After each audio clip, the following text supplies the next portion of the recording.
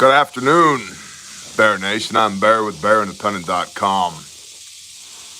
If you're new here, just take a leap of faith and hit the subscribe button. Ring the little bell icon. That way YouTube can pretend to notify you when we go live and drop new videos. If you're not new here, you know what to do. Share these videos with people that you love.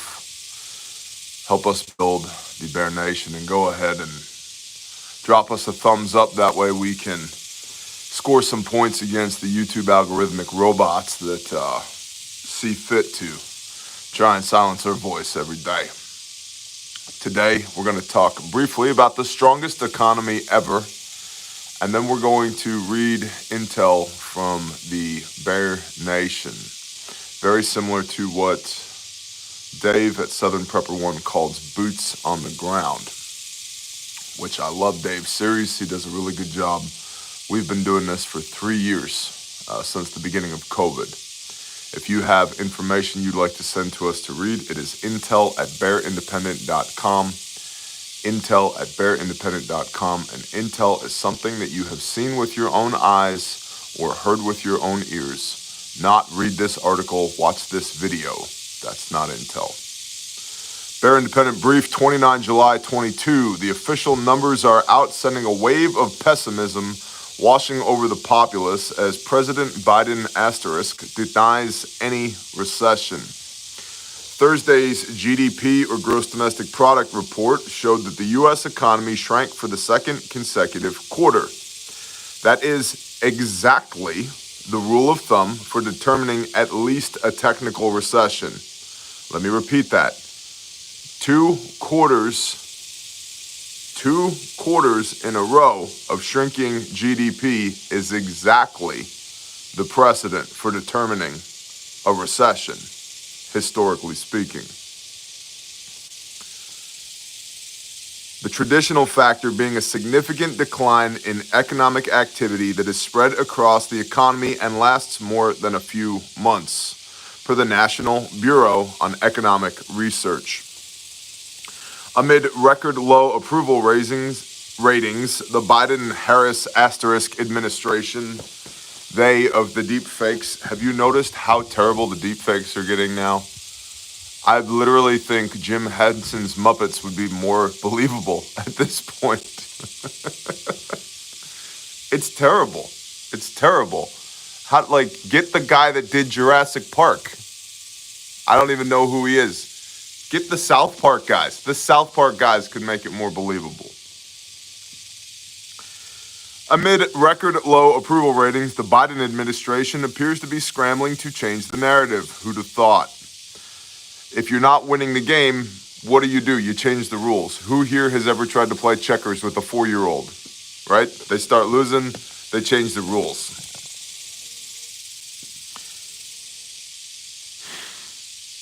On the 21st, the White House Council of Economic Advisors tried to redefine how a recession is so often determined, writing, quote, "While some maintain," you mean the history of the United States of America, "while some maintain that 2 consecutive quarters of failing real GDP constitutes a recession, that is neither the official definition," yes it is, "that is neither the official definition nor the way the economists evaluate the state of the business cycle." Yes, it is. Yeah, that's exactly what they do. That's precisely what they do. You know, some might say that traditionally the bishop only moves diagonally across the board on the chessboard, only on squares of which the color it originated on. But that is neither the traditional way nor chess is played, nor the way that we choose to play chess today. Yeah, okay, dummy. Some might say that when playing cornhole, the aim of the game is to throw the little beanbag through the hole. But that is neither the traditional way that one would play cornhole, nor the way we intend to play cornhole now. Some might say that a hamburger constitutes taking a 100% all-beef patty, flame-broiled, and putting it on a bun, possibly with some cheese and lettuce, tomato, mayo, maybe some pickles. But that is neither the way we choose to make a hamburger traditionally, historically here in the United States of America, nor how we intend to make a hamburger now. It's like, asshole, you don't get to change the rules just because the game isn't going in your favor. That's a toddler move. It's like, these are like pre-K level abilities to maneuver.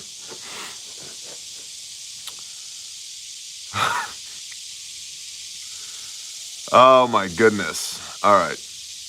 Just days before the Bureau of Economic Analysis released the official numbers, Biden said that the U.S. was, quote, not coming into recession, end quote. In a statement issued after Thursday's announcement, he said, quote, coming off last year's historic economic growth. Historic economic growth because you shut down the economy for 2 years. 2 years. If you have no money and then you get $10, that's what, 1,000% increase? That's 1,000% increase in your net worth? It's still only $10, homie. Sorry. A little salty today. Been super busy kicking Satan in the ball sack for the last 48 hours. Shout out to our coalition forces, our task force. Appreciate y'all. If you'd like to know more about how to join in the wonderful parade of steel-toed boots into the nutsack of the enemy, stick around for the end of this broadcast. Coming off of last year's historic economic growth and regaining all the private sector jobs lost during the pandemic crisis. All the private sector jobs? Homie, I don't think you've regained all the private sector jobs. Most of those private sector jobs don't exist anymore because those companies have gone bankrupt because of the way the pandemic asterisk was managed in the first place. Yet, exercise your no muscle. Do not even onboard a single talking point. Not one of this bullshit administration. And regaining all the private sector jobs lost during the pandemic crisis, it's no surprise that the economy is slowing down as the Federal Reserve acts to bring down inflation. But even as we face historic global challenges, shut up. We are on the right path and will come through this transition stronger and more secure. Who's we? Who's we will come through this stronger and more secure? See, I don't think he's talking about America there. I don't think he's talking about American citizens. I think he's talking about them. They will certainly come through it stronger and more secure because the global pandemic was in many ways they deployed the Hegelian dialectic to centralize power and transfer wealth. So I'm sure they are more secure than ever, stronger than ever. That's great. Good job, everybody. Good op. Good job, Klaus. Good op. Even if the recession isn't official, it's very likely still coming, not just indicated by the recently released numbers, but by the continuing pessimistic expert state sentiments. Tim Quinlan, a senior economist at Wells Fargo, said, quote, we do not think the economy is in a recession at present, but if our forecast is correct, this is not so much of a head fake as it is a harbinger of worse to come. We expect the loud wailing of an actual recession to begin early next year. Okay, Mr. Wells Fargo guy, what we have right now is just the tip of the iceberg? Is that what you're saying? The actual recession comes next year? Well, actual inflation, the way it used to be quantified before the Obama administration. Actual inflation right now is somewhere between 18 and 30%, depending on who you ask. Even though under the current way of quantifying inflation, it's only 9.8%. Just 9.8%. In what, 2 years? In 2 years.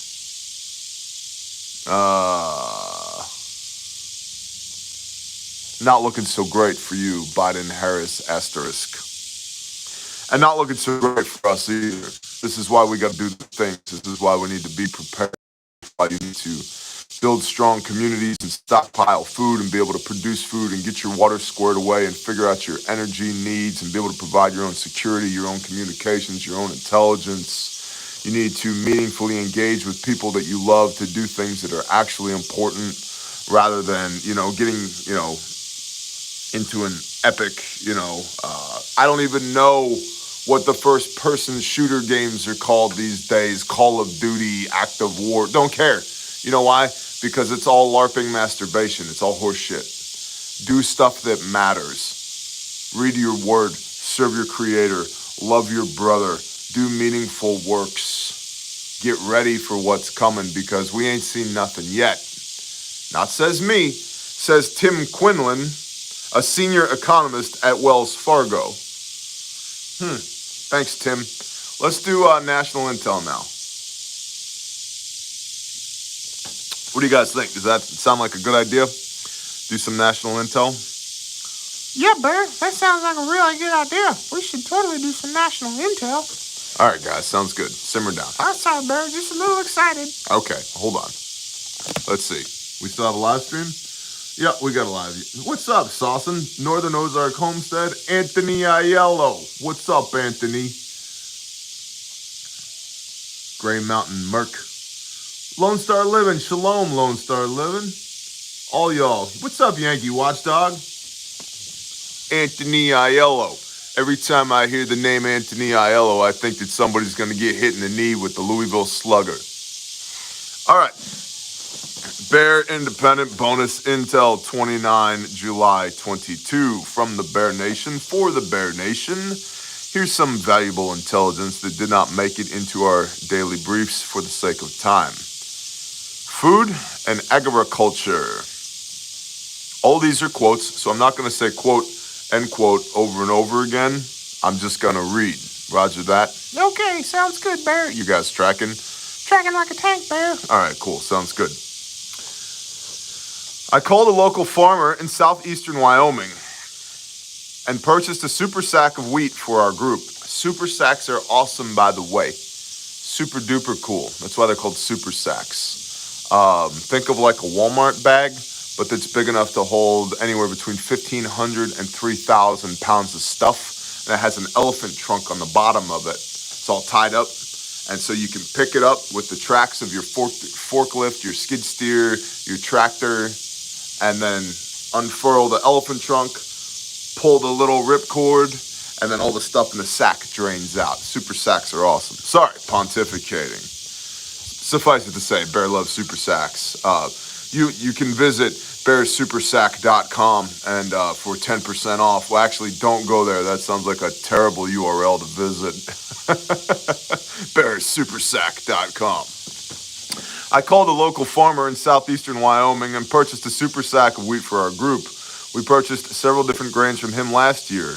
He told me that he had just finished his harvest and was short more than 50% from last year. He doesn't think he will have anything available after he fills his existing contracts. He told me, quote, "This may be the year there is none available to buy." Next, I live next door to the church I attend. I regularly help pick up and stack food for distribution each Saturday.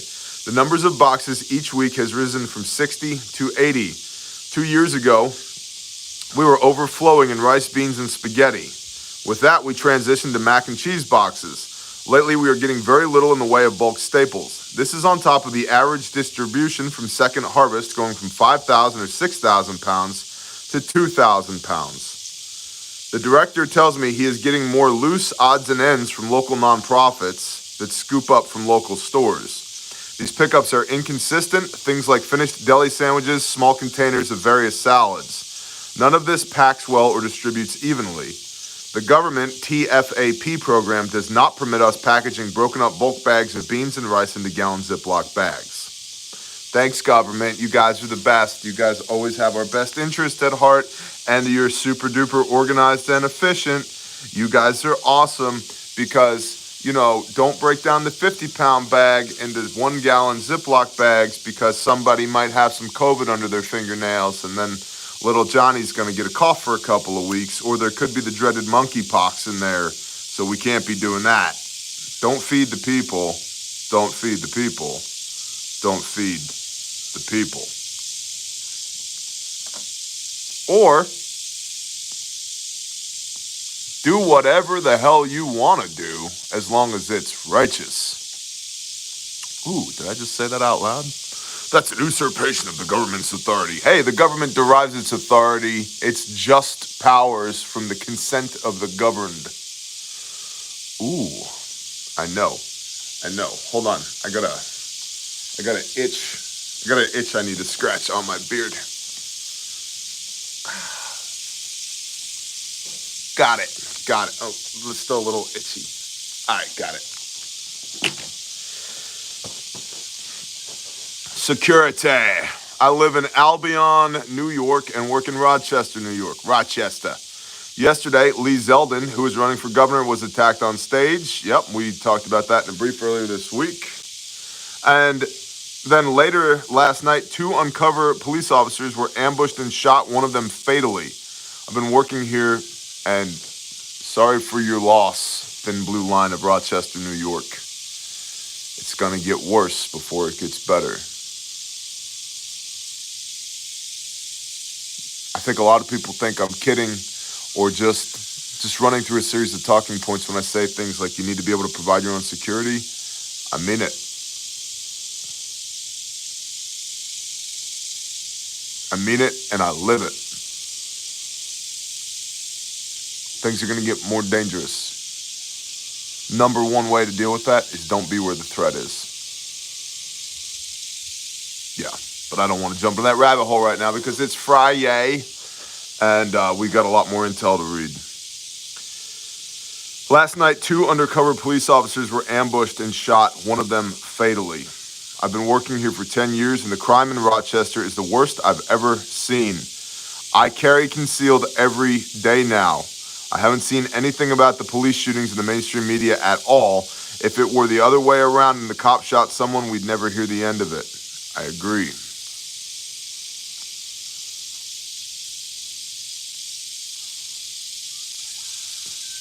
Next, I live in a small town in a small county in Podunk, upstate South Carolina. Sounds like a good place to live.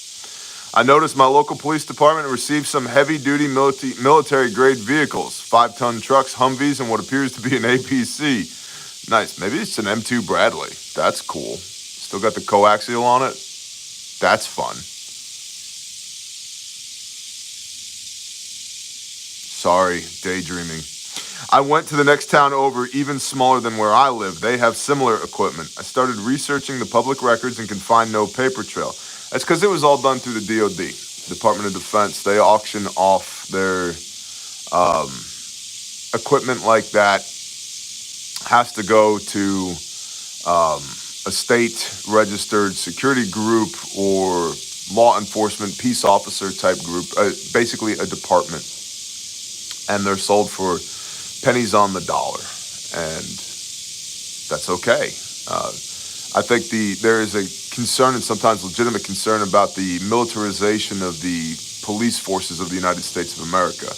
In many cases, those departments don't have a budget for any type of equipment like that, and the DOD doesn't want to sell it to our enemies, and they're like, what do we do with these things? A lot of times they get mothballed. They go into a reserve fleet or a reserve motor pool, but in many cases they end up at departments so that the local SWAT team can use them for stuff. Or you see a lot of rural fire departments get 2.5 and 5-ton trucks that have got water tanks on the back of them that end up getting used for rural water district and rural fire department uses. So does it have the potential to be used to subjugate the American populace?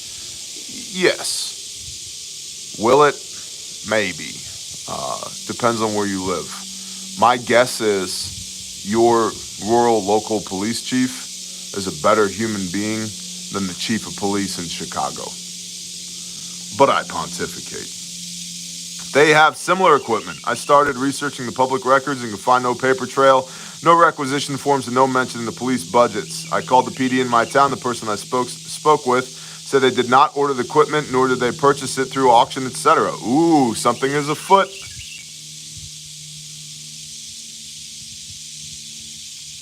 They were also told not to discuss it with anyone from way up the chain. They don't have the facilities in place to hide or cover such equipment. It's parked in the parking lot, taking up most of the spaces since we're a very small town with very small PD. I called and emailed the city council, county council, and all the way up the chain to the governor's office. Not a word of response. Militarized police departments is quite concerning. Maybe. Oh. Hold on.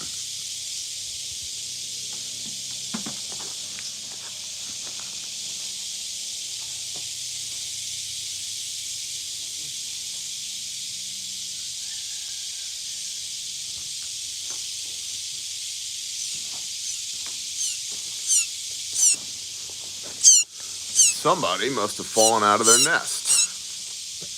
Whoa there, cheapers. You were gonna turn into coyote poo. All right, fly away.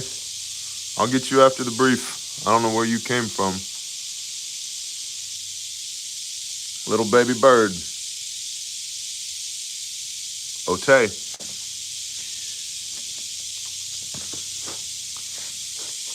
Let's see. Next, I live in a small town, 25,000 people. Bro, that is not a small town. That is not a small town. But okay. Compared to Chicago, yes, it's a small town, but that is not a small town. A lot of the small towns I've worked in have been population 200 to 400. I live in a small town, 25,000 people in the Midwest, and have never felt the need to coup hemp. Come out of here, my people. 25,000 people is a lot of people that could be behaving badly, but have been noticing more and more incidents that indicate things are headed in the wrong direction. Restaurants are posting bathrooms are for customer-only signs, common in bigger cities, but very rare around here. Again, 25,000 people is not a small town. There is a homeless shelter across the street from my church. Historically, a few people hang around outside, but recently that number has increased significantly. A friend's mom was robbed in broad daylight at a grocery store. Got another itch on the beard. Got it. Yeah. Right? Multiple shootings in surrounding towns recently, and crimes in general seem to be on the rise. Yeah, bro. I don't like it. I don't condone it. But in many ways, we've been screaming from the top of our lungs for years about this. I don't need to come out of here, my people. My town's only got 25,000 people in it. Yeah, that's like 25 times the size of the town I live in. Yeah. Rome burning and supply chain issues. I'm a manager at an advanced auto in central North Carolina. I've been told when asked about DEF that we cannot get it. We currently have 22 jugs left that are holding on due to the shortage. Now, this seems to be regional because at my local farm store, they have not just the gallon jugs and the 2.5 gallon jugs and the 5 gallon jugs. They have 55 gallon barrels of DEF. So, I don't know. Seems to be regionalized. Also, at work, there has been an uptick in phone scammers asking for donations, claiming they're from CPS. We're from Child Protective Services. Your son or daughter needs a new catalytic converter, but we will settle for a rear brake rotor and a new caliper. Car parts are getting harder to get. Sensors and electric parts have been hit hard. Also, if you have a vehicle that was made in the 90s or 80s, good luck finding anything. Your best bet is either Google or Junkyard for vehicles 2000 models or newer. The main part catalog on my work computer is showing a lot of zeros. If you need to fix your car, get it done now. I agree with that. In southeastern Georgia, one of the FFLs I frequent, the owner has told me that multiple people come in and sell their ammo to him for gas money. Wow, that's interesting. I'm an industrial mechanic. For a forging company in Pennsylvania, Pennsyltucky, I believe you meant to say. A forging company in Pennsyltucky. We make parts for the mining and oil and gas industries, plus parts for all major automotive companies. We have a labor shortage. We have a labor shortage. Tremendous, the best words. Believe it. Believe it. And severe problems getting the parts we need to keep the machines running. We are out of everything from clutch plates down to grease fittings. Wow, grease zerks? You can't get grease zerks?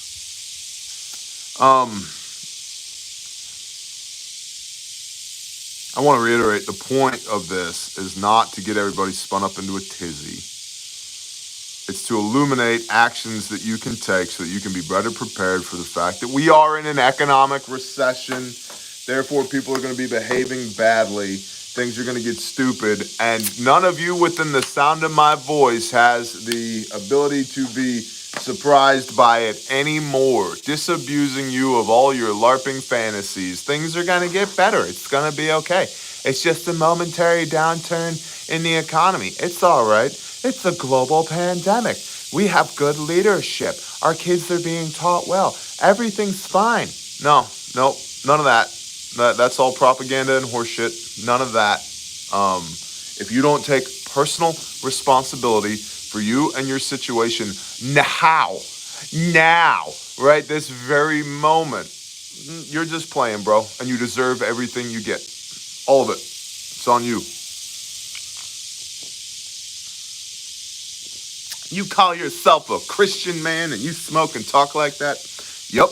You know what I don't do? Rape children. That's what I don't do.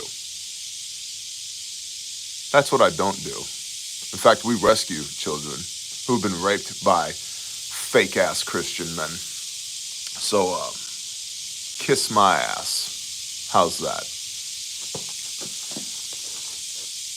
We've resorted to cannibalizing other presses to keep the ones with the most orders going.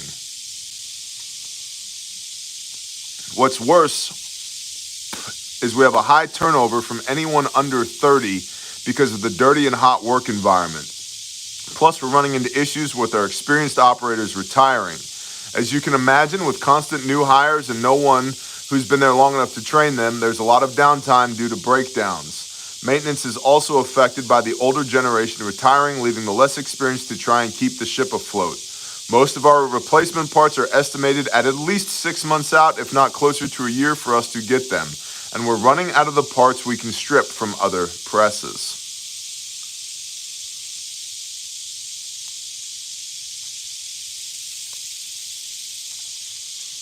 That brings up a good point. The best spare parts kit for your rifle is another rifle. Now, if you already have 19 AR-15s and your food storage includes a case and a half of MREs, you're good. You're good, Jethro. You don't need another one. It's okay, Todd. You don't need another AR.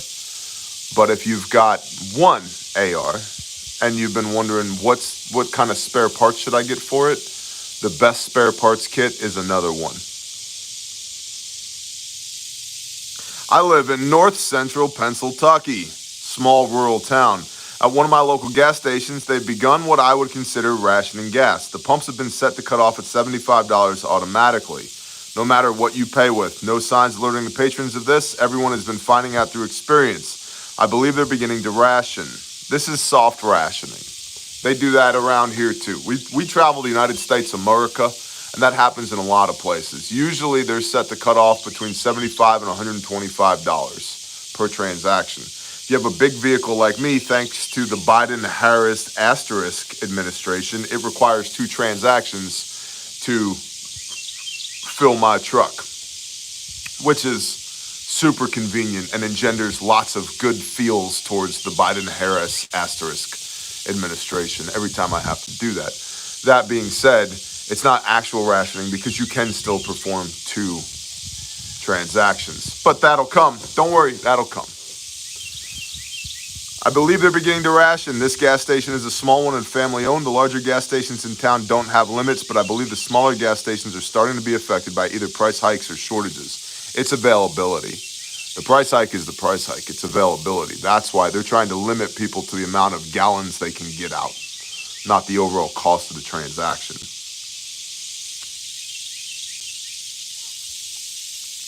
Last night, we stopped at McDonald's near Sacramento State.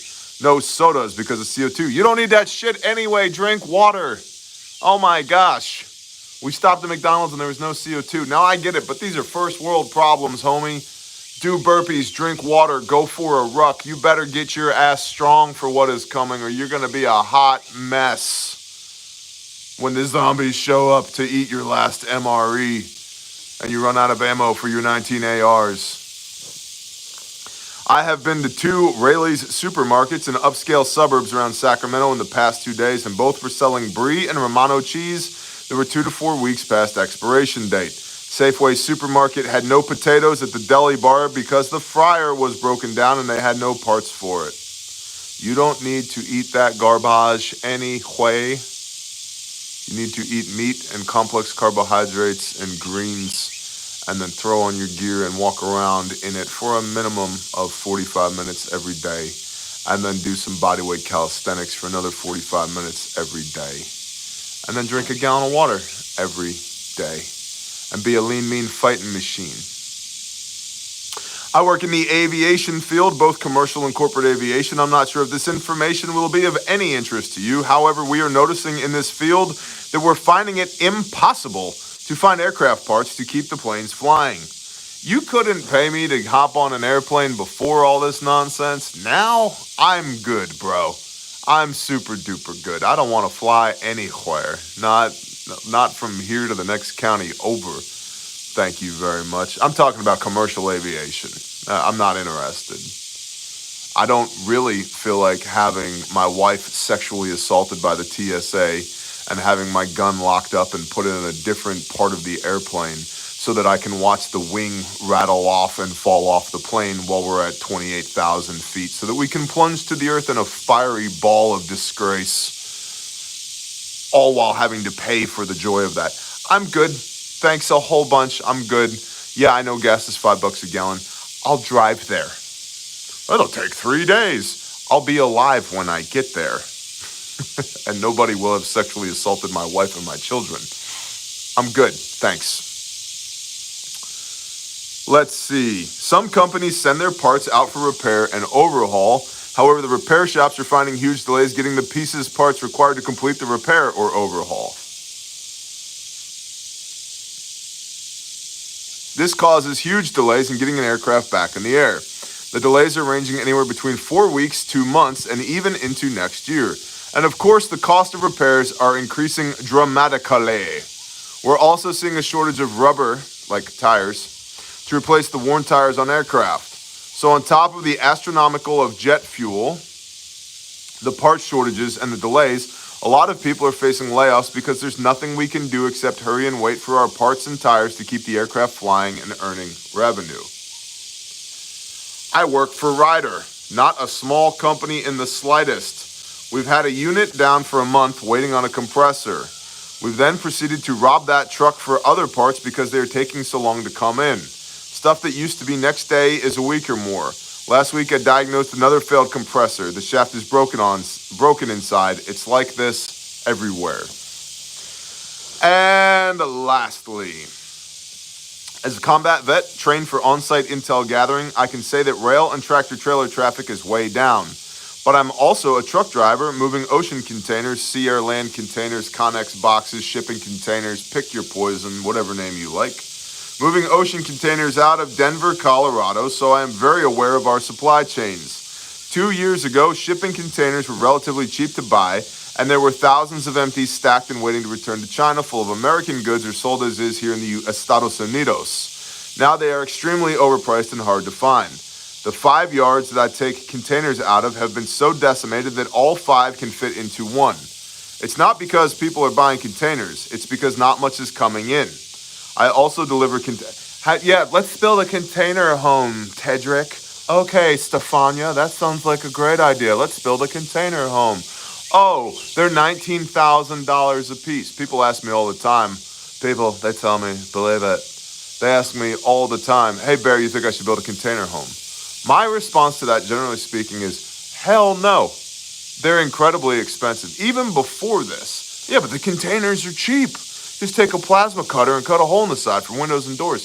You want things like electricity and water and plumbing, right? And insulation. Yeah, you want those things. It costs on average before the pandemic $150 to $300 per square foot to build out a container home. $150 to $300 per square foot to build out a container home before the pandemic. Who knows what it is now? It's probably $450 to $500 per square foot to build out a container home now. At this same time, stick-built spec homes, like, your average McMansion in North Texas, cost to build it $80 to $90 a square foot. And you know what it has? Windows and doors and insulation and HVAC and plumbing, floors, basic things that one might need, like a foundation, a roof, yeah, basic stuff. So I think container homes were a bougie idea before the pandemic. Now I think they're dumb as a box of rocks. But we continue. The 5 yards that I take containers out of have been so decimated that all 5 can fit into one. It's not because people are buying containers. It's because not much is coming in. I also deliver containers to Walmarts for additional storage over the holidays. Think Black Friday. But we've had huge container orders for Walmart since May due to ships being unloaded finally, or the containers finally being unloaded. This is just stock that was ordered 2 years ago arriving today. And after it's gone, there is nothing else. Enjoy this year of gluttony. It may be our last. That is the last of the intel from the Bear Nation. If you're one of those people that doesn't give a flying flip about how to support the show, well, sweetheart, have I got a deal for you. Beat feet, skedaddle, get out of here. Have a blessed day. Shalom. Depart from me. As for the rest of y'all, you still here? We got people on? 1,649 people. What's up, Badger? Brian McManus. It's McManus, not McAdams. I apologize, Brian. How to support the show. Patreon.com, search for Bear Independent. There's a link in every live stream and every video that takes you over to Patreon. It's $5 hairs per month. 5 itty-bitty, measly pieces of fiat currency per month. It's the best $5 you can spend on the internet, and it's not an I Love Me, You Should Love Me Too page. There's over 2,500 exclusive pieces of content there, and Patreon for us functions as a preparedness consultancy. You ask me questions, I answer them in your own personal 10 to 20 minute video 3 times a week that then is kicked to the entirety of the Patreon crowd, the Bear Independent Patreon family over there, where we have meaningful discussion in the comments so that we can all get better and reprove and instruct one another. So there's legitimate value there, and it costs less than 4 fluid ounces of diesel exhaust fluid, less than 1 can of Skol or Copenhagen, less than 1 caramel macchiato. So, you prioritize and execute however you see fit. If you need one more Starbucks cup rolling around on the floorboard of your Saab, you do you, sweetheart, that's fine. If you want to not die in the days ahead, maybe a little bit of instruction and intelligence would help you. And you can find that at patreon.com. Search for Bear Independent. Next, Refuge Training and Refuge Medical. If you're currently breathing, only if, okay, this is an if-then statement. So you might self-select out of this. If you're currently breathing and there is blood inside of your body, if those two things are true, flip to page 86 in this ongoing You Choose storybook. Remember those when we were kids growing up? Should we cross the river? If yes, turn to page 86. If no, turn to page 43. It's like, but what happens if we didn't cross the river? Right now I got to read page 43 and page 86. If you have air in your lungs and blood inside your body, you need a trauma medicine kit, a real one. Not a fake Chinesium garbage kit, which, by the way, as we just read, this may be our last year of gluttony. There's no more stuff coming from China anyway. Well, good news. Our stuff's not made in China. It's made right here in the United States of America by hardworking Americans. Guaranteed forever. If you break it, I will replace it. If you use the contents to save somebody's life, I will replace those at no cost to you. We've saved 50 lives that we know of in the last 2.5+ years. Founded this company in my barn right there 2.5 years ago. And now we're on 4 continents with all branches of the U.S. Armed Forces. Law enforcement officers everywhere. Fire, EMS, civilians, everywhere. Praise the Most High. RefugeMedical.com. Your promo code is BearNation. It gets you free shipping off everything in the store. The Bear Fac is in stock. It is the best individual first aid kit you can find on the market. Bar none. If you can find a better one, and I mean this, I don't say things I don't mean. I will buy it if you can find a better one. There ain't one, homie. How do I know? We're in the market space. We are well aware of what our competitors are doing, including the couple of assholes that saw fit to try and knock off the Bear Fac by making a Chinesian version of it that sucks. So, good job. Yeah, way to have an original thought, right?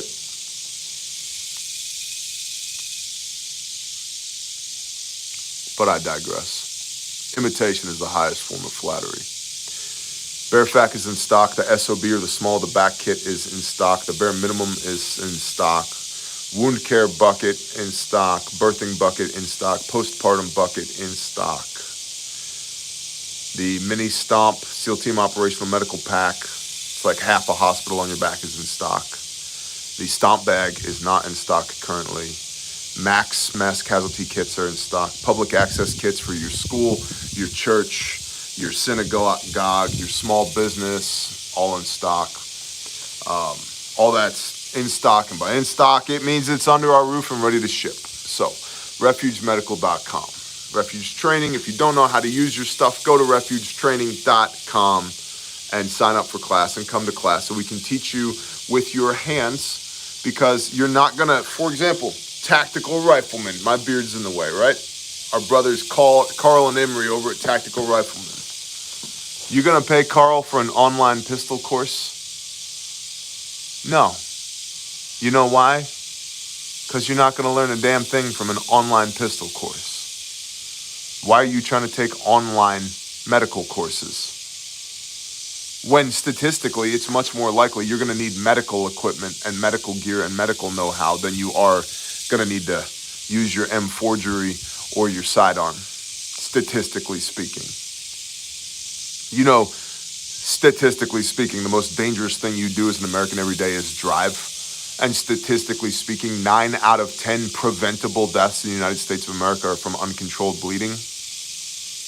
Yeah, you should probably have a trauma first aid kit and know how to use it. So quit trying to farm out your need for medical information and instruction to online classes and come to class. Go to an actual classroom with real people in it that can actually instruct you at RefugeTraining.com. Don't be a lazy bum. You reap what you sow. If you sow some horse shit, you're going to reap some horse shit. Now, speaking of horse shit, lastly, GrindstoneMinistries.com is engaged in an ongoing war against people who are full of shit and rape kids. And this is not hyperbole. If you would like to support us in that, you can visit GrindstoneMinistries.com. There's also a link in the description of every video and every live stream. We need your prayers for strength and power and authority in the name of Yeshua. We need prayers stacking up to the heavens that the Father will remember his covenant with his people and destroy the unrighteous. And I literally mean that. And we need your fiat currency, because it is expensive to take care of a bunch of people in perpetuity, to provide a biblical covering, to forsake not the widow and the orphan, and to break generational curses. And so I want to personally thank every one of you who has supported Grindstone Ministries now and in the past. We literally couldn't do this without you. And it is the most important work of my lifetime. It is the thing that the Father has trained me for decades to do. And it is incredible to me to see how many people come alongside us and how many pieces on the chessboard the Father will move to make sure that we have the expertise and the people and the resources and the material in order to be able to rescue and rehabilitate these kiddos that have had the most horrendous things you can think of done to them. I want you to imagine the worst thing you can do to a child. The worst.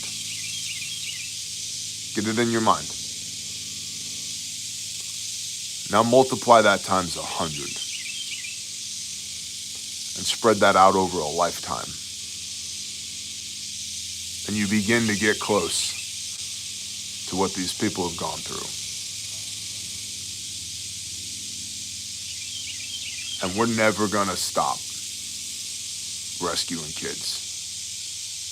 And we are never gonna stop putting bad guys away. And we are never gonna stop being the hands and the feet of the Most High. It's like we were literally made for this. And that's incredible to me that the Father saw fit to give every single person on the team the life experiences that they've had to be a perfect fit to get this task force put together to rescue and rehabilitate people. It's incredible to me. I feel this big. I am a grain of sand. It's incredible.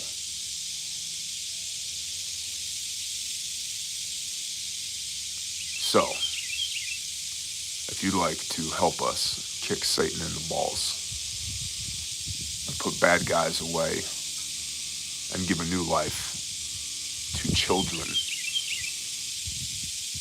grindstoneministries.com. We need your help. I pray y'all have a blessed rest of your day. And for those who are observant, Shabbat Shalom.